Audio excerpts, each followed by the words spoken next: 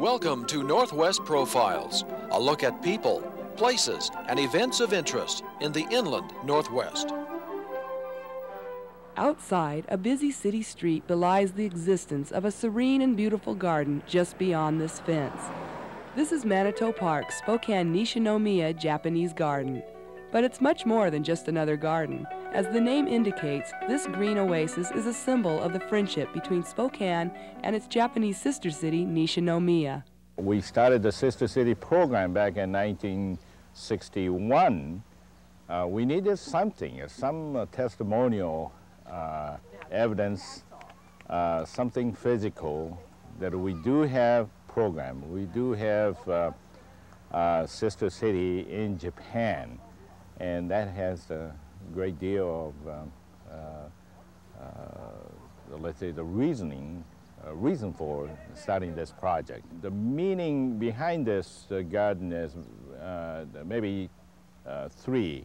One is to give some atmosphere of Nishinomiya, and two is the friendship, and then of course the third is the enjoyment that we get out of the scene, almost like being in Japan. We started the project in 1963. The first, a committee was formed to plan this garden. 1967, the project started right after Mr. Sakurai was hired to design this, and he did say that this is his best work in the United States. 1969, we started to construct the pond. We brought in approximately 700 tons of rocks, and that was the first stage, and it was completed. The water was put in, and but no landscape other than around the pond. 1973, we hired two garden designers from Nishinomiya, and they came over to finish the garden in time for Expo 74. In 1973, Master Gardener Bob Takeshita was hired. He's been responsible for upholding the garden's original design and implementing new additions that help maintain that feeling of being in Japan. And Bob, I have a job. It's a big job, but if you like, I would certainly like to recommend. And he is one heck of a guy, and a type of a person, takes a responsibility. He'll enhance almost the point, putting his own personality and his imagination. He has all the creative, and that's all come from his family. Retiring soon, Bob originally ran a gas station. Here he tells us the reasons that led him to a complete change in careers.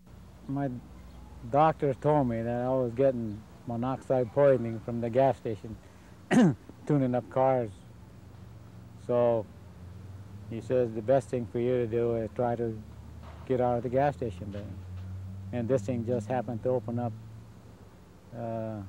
at the same time, so it told me, why don't you try over here? So I took it. After I retire, I'll probably help whoever is going to take over this place and help design the tea house that we're going to build, not the tea house itself, but the area around it. And then if that's all caught up, maybe from then on, go out for golf and fishing, I suppose. People of all ages come to enjoy Spokane's authentic Japanese garden, whether you come on your own or by tour with Mr. Sudakawa. I do many group tour of the garden, and as small as a kindergarten. And then we put through college students in the landscape architect majors, from WSU. We put through many community college students, and of course high school, junior high, and grade schools. I've received many letters from people in trouble at how much a help to them the Japanese garden gives them. I come over here, just observe occasionally the weddings going on. sometimes 2 weddings on Saturday. A number of Japanese visitors, I invite them, we'll take you to Japanese garden. And they're not too enthused about going to see Japanese garden. It just shocks them when they come here. When they see the thing here, they say, my goodness, this is almost like being in Japan. Although the garden design is Japanese, the theory means using indigenous plants and foliage, but cultivating it in keeping with the Japanese garden form. The whole goal and aim is to retain, try to maintain this as the most authentic Japanese garden. And each year, this garden matures that much, and it takes a sort of a natural look, and the nature, Mother Nature does help. Japanese garden is probably the most perpetual type of project. It just never ends. There is always you're working for new things. Additions also include constructing whole structures such as the proposed Japanese tea house. Hopefully, by 1989, we will start construct a tea house. And a tea house plan is now being announced.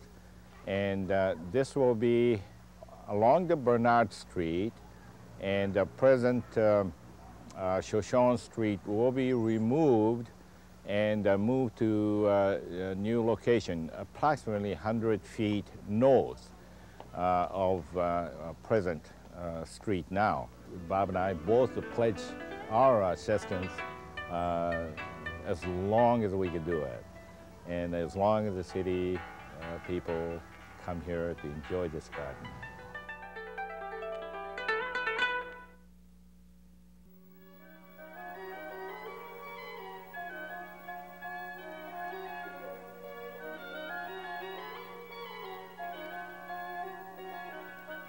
If you have a topic for Northwest Profiles, send it to KSPS TV, South 3911 Regal, Spokane, Washington 99223.